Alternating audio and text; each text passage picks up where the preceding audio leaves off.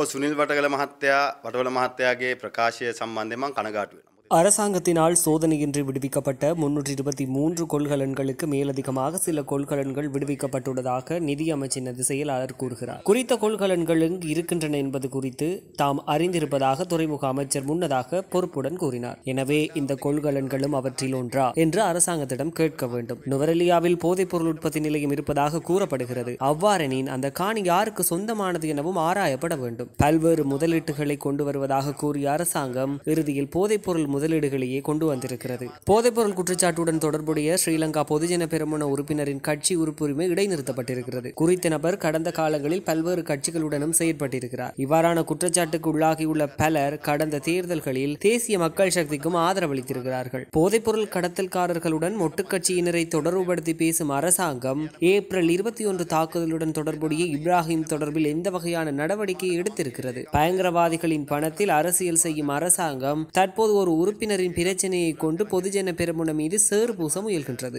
ஆயுதங்கள் அடங்கிய கொள்கலன்கள் விடுவிக்கப்பட்டதாக நாடாளுமன்ற உறுப்பினர் அர்ஜுனா கூறியிருந்தார். போதைப்பொருள் உற்பத்தி நிலையம் ஒன்றை அமைப்பதற்கான பொருட்கள் இந்த கொள்கலன்களில் கொண்டு வரப்பட்டிருக்கும் நிலையில் சில நேரம் அர்ஜுனா கூறிய விடயங்களும் உண்மையாக இருக்க வாய்ப்பு இருக்கிறது. இந்த கொள்கலன்கள் குறித்து வெளிநாடுகளில் இருந்து எந்தவித புலனாய்வு அறிக்கைகளும் கிடைக்கவில்லையா அல்லது வந்த அறிக்கைகளை புறக்கணித்து அரசாங்கம் கொள்கலன்களை வெளியேற்றியதா என்பதை காவல்துறை மா அதிபர் கூற வேண்டும். கடந்த ஜனவரி மாதம் வந்த கொள்கலன்கள் செப்டம்பர் மாதத்தில் மீட்கப்பட்டுள்ளன. இந்த 9 மாத இடைவெளியில் குறித்த கொள்கலன்களில் இருந்து பொருட்கள் அதிலேயே இருந்ததா என்பது குறித்து தெரியவில்லை. வந்த பொருட்கள் விநியோகிக்கப்பட்டிருக்கலாம். இந்த கொள்கலன்கள் குறித்த இடத்துக்கு எவ்வாறு கொண்டு வரப்பட்டன, அதற்கு ஒத்துழைப்பு வழங்கியவர்கள் யார் என்றும் அரசாங்கம் கண்டறிய வேண்டும். எங்களது கைகளில் ரத்தம் படியவில்லை. எந்தவித சட்டவிரோத செயற்பாடுகளிலும் நாம் ஈடுபடவில்லை. இயலாமையை மூடி மறைக்க பொதுஜன பெரமுன மீது அரசாங்கம் தொடர்ந்தும் குற்றச்சாட்டுகளை சுமத்துகிறது. கடந்த காலங்களில் எமில் காந்தன் என்ற நபருடன் நான் இருந்ததை போல ஒரு படத்தை காண்பித்து என்னையும் விடுதலை புலிகளாக காட்டும் முயற்சிகளும் இடம்பெற்றன.